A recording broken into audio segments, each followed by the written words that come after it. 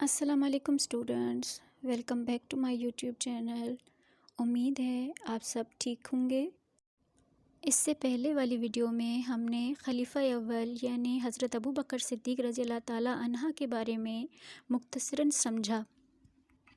کہ کس طرح سے مسلمانوں کو انتشار سے بچانے کے لیے ثابت قدم رہے، اور حضرت ابو بکر نے کس طرح سے ملک کے اندر جو حالات تھے ان سے ملت اسلامیہ کو بچایا۔ اس سے پہلے والی ویڈیو میں ہم نے ان 3 مشکلات کا ذکر کیا جو حضرت ابو بکر صدیق رضی اللہ تعالیٰ عنہ کے دور خلافت میں شروع میں سامنے آئے۔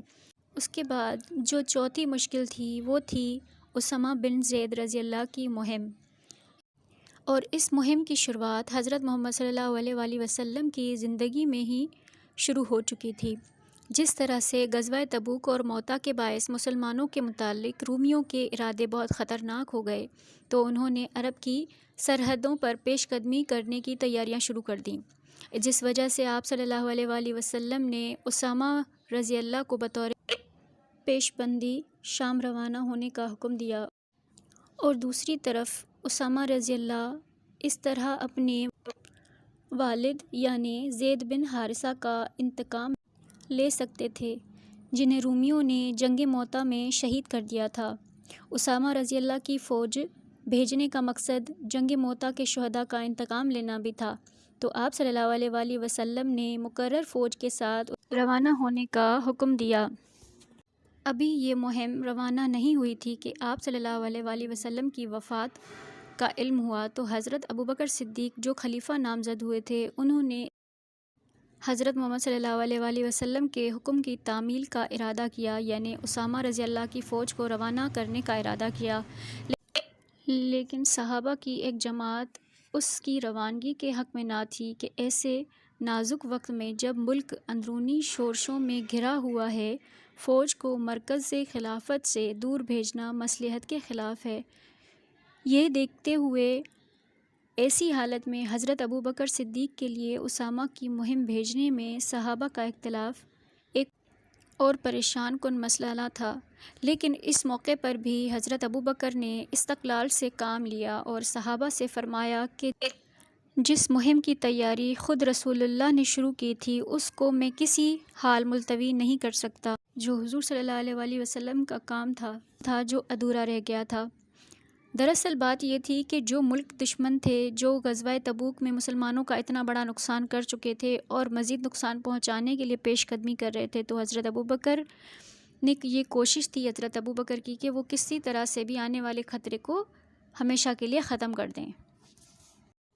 اس لیے صحابہ کی مخالفت کے باوجود بھی آپ نے ان کو سختی سے روکا اور فرمایا، قسم ہے اس ذات کی جس کے قبضہ میں میری جان ہے، اگر مدینہ میں اتنا سناٹا ہو جائے کہ درندے آ کر میری ٹانگیں نوچیں تب بھی اس مہم کو جانے سے نہیں روکوں گا، کیونکہ اس کا حکم رسول اللہ صلی اللہ علیہ وآلہ وسلم نے خود دیا تھا۔ اسامہ بن زید کے فوج کے روانگی کے وقت حضرت ابو بکر صدیق نے فوج کو رخصت کرنے سے پہلے چند نصیحتیں کیں۔ آپ رضی اللہ فرماتے ہیں، میں تم کو چند باتوں کی ہدایت کرتا ہوں،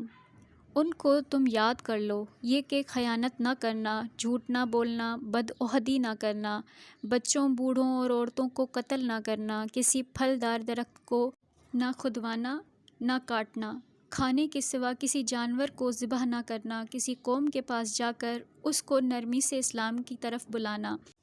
جب کسی سے ملو تو اس کے مراتب کا خیال رکھنا، لیکن جو شخص اسلام کی مخالفت کرے اس کا مقابلہ کرنا، جب کھانا شروع کرنا تو اللہ تعالیٰ کا نام لے کر کھانا۔ اے اسامہ رضی اللہ، ان کاموں کو کرنا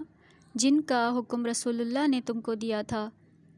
اس میں نہ کچھ کمی کرنا نہ زیادتی، جاؤ اللہ کے نام پر اللہ کی راہ میں کفار سے لڑو۔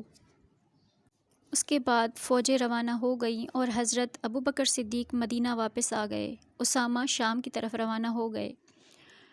اس طرح سے اور اس مہم میں مسلمانوں کو بہت بڑی کامیابی حاصل ہوئی۔ اس طرح 40 دن کی جدوجہد کے بعد لشکر اسلام کامیابی اور کامرانی کے ساتھ مدینہ کی طرف لوٹا۔ حضرت ابو بکر صحابہ کے ہمراہ ان کا استقبال کرنے کے لیے مدینہ کے باہر تشریف لے آئے۔ صحابہ رضی اللہ جو اس مہم کے خلاف تھے، اس مہم کی کامیابی نے صحابہ کے دلوں پر بہت اثر کیا اور انہیں احساس ہوا کہ جو کام حضرت ابو بکر کرتے ہیں مصلحت اور اسلام کی بقا کے لیے کرتے ہیں، اور اس جرأت مندانہ اقدام سے ایک طرف بیرونی دشمنوں پر مسلمانوں کی قوت و رعب و دبدبہ اور خوف بیٹھ گیا، دوسری طرف اندرونی ملک اسلام دشمنوں کو یہ احساس ہوا کہ آپ صلی اللہ علیہ وآلہ وسلم کی وفات کے بعد بھی مسلمانوں کی قوت و ہمت میں کوئی کمی نہیں آئی، اور اسلام ایک ایسا مذہب ہے جو مستحکم بنیادوں پر قائم ہوا ہے۔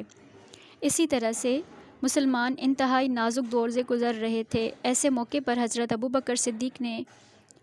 اعلیٰ ترین سیاسی بصیرت کا مظاہرہ کیا اور ایک مضبوط مستحکم پالیسی سے کام لیا، اسلام کو انتشار سے بچا لیا۔ آپ رضی اللہ تعالیٰ عنہ نے اپنی بصیرت، خلوص و استقلال سے بروقت کام لے کر رسول اللہ صلی اللہ علیہ وآلہ وسلم کی انتقال کے بعد برپا ہونے والے تمام فتنوں اور سازشوں کا خاتمہ کر کے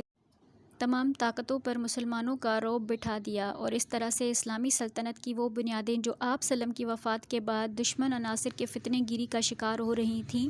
ایک بار پھر مستحکم کر دیں، اور یہی جذبہ اس نازک وقت میں اسلام کو بڑے نقصان سے بچانے میں معاون ثابت ہوا۔